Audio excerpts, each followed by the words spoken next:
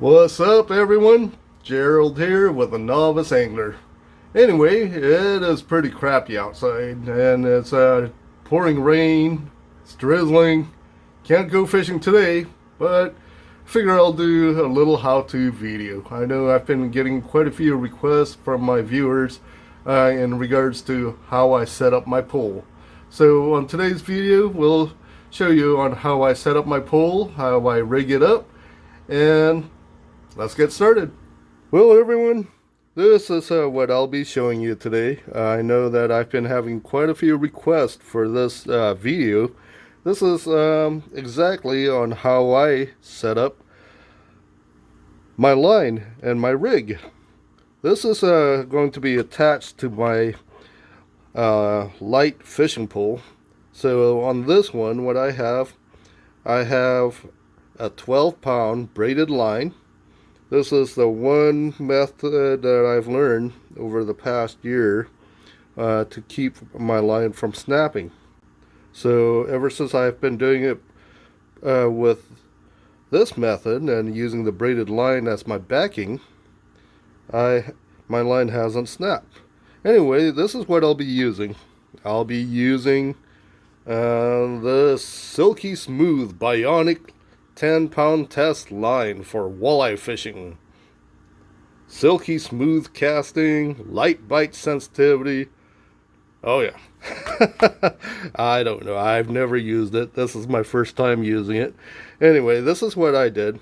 I simply grabbed maybe about 8-9 inches of it, and I form it into a loop. And you want to grab your braided line, slide it right through the loop, maybe about good 6-7 inches, and you want to pinch it off. This is the knot that I found.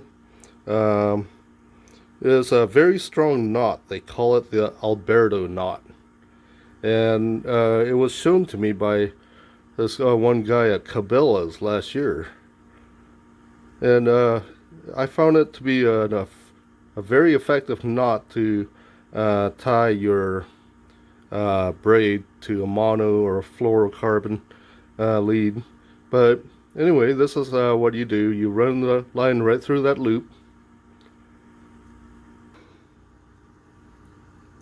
Give it a few twists, maybe about 6 or 7 twists.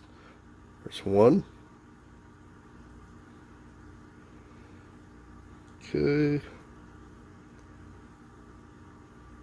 That's 3,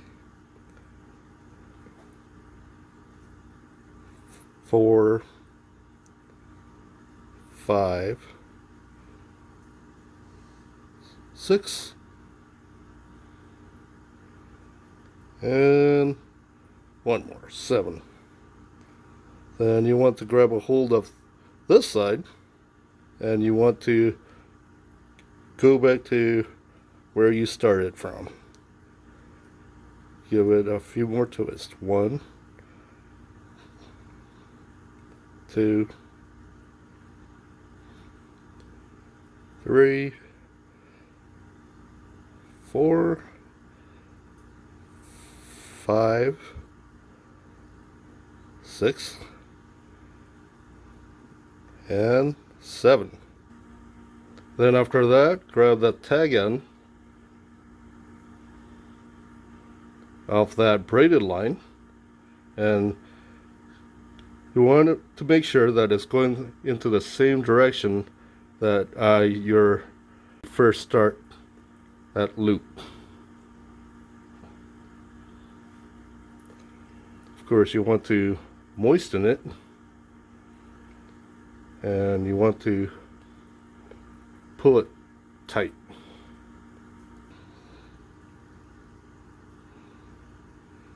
There we go, folks.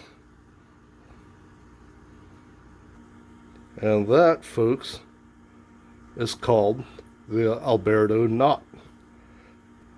And you want to trim off the tag end, and you want to trim it off as close to the knot as possible.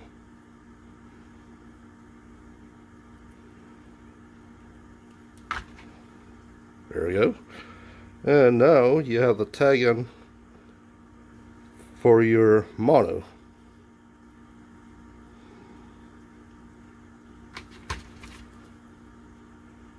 And trim that off as close to the knot as possible.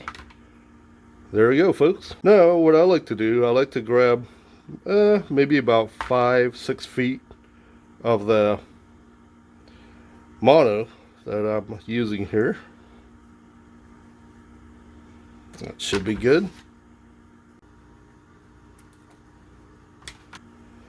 And from here, what I like to do, since this is my dedicated float rig,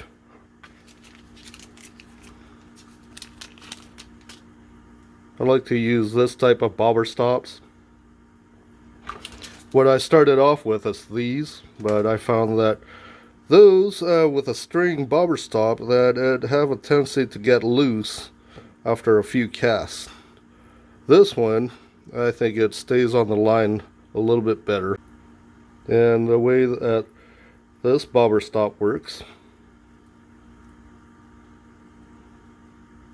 is that you want to run your line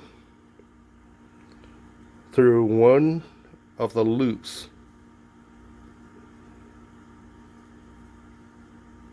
Then you pinch that bobber stop and slide it right up your line. There we go. Now I know that for some people they prefer putting a bead before sliding the bobber on. I prefer putting the bead at the bottom. So this is a clear slip bobber. This is actually made for catching steelheads and trouts. I found it to be probably the best bobber to use, especially if you want to try to catch bass. But anyway, you just slide the bobber right through.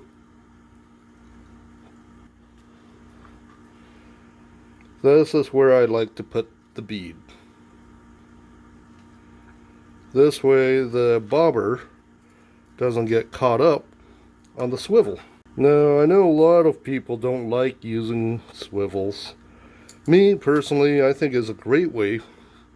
This way if you want to change your lead to something else, you can easily do it without having to cut a line and having to tie it on again every single time. But that's my personal opinion.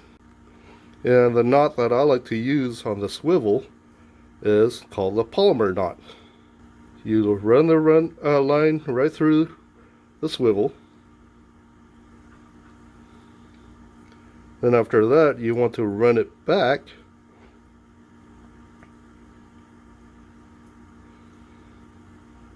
and holding the ends. Then after that, you grab the loop that you formed and make it into a simple overhand knot. After that, you push the swivel right through that loop. Then, of course, before you tighten it, you want to moisten it. And then you pull it tight. Just cut off the end right there. This is a pack of number 4 bait holder hooks. Now I know most of you, including myself, likes to use the clinch knot. I found the problem with the clinch knot, I don't know if it happens to you also, but the problem with the clinch knot is that it have a tendency to get undone. In fact, I lost quite a few fish because of it, even with an improvised clinch knot. So what I like to do, I like to make it into a trilene knot. Basically, it's just like the clinch knot, except I run it right through the hook again, like this. Then make a few twists right up the line.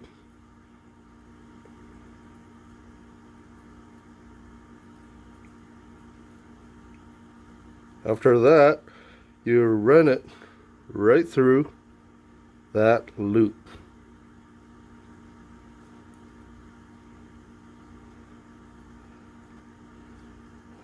Then you pull it tight. Again, you want to moisten it. Pinch the tag in and pull it tight. I found that this knot is a lot stronger than your classic fisherman's knot or clinch knot.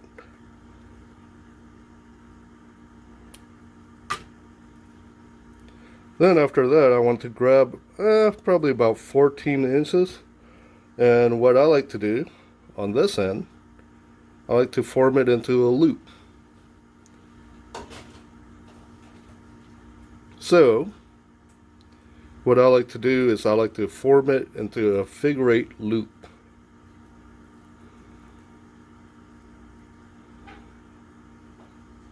There you are, folks. And that, folks, is how I do my whole entire setup. Anyway, folks, I hope you guys enjoyed this video. I hope this video helps you out. And until next time, if you guys like it, please give me a like. Leave me your comments below. And I'll talk to you later, guys. Hey, guys. Gerald here with the Novice Angler. Anyway, I hope you guys enjoyed that last video. If you guys did, go ahead. Watch some more down below. Go and click down below. Anyway, just want to let you guys know that we do have our own little online shop. It's filled with a bunch of original, unique t-shirts, all designed by yours truly and my wife. T-shirts like this.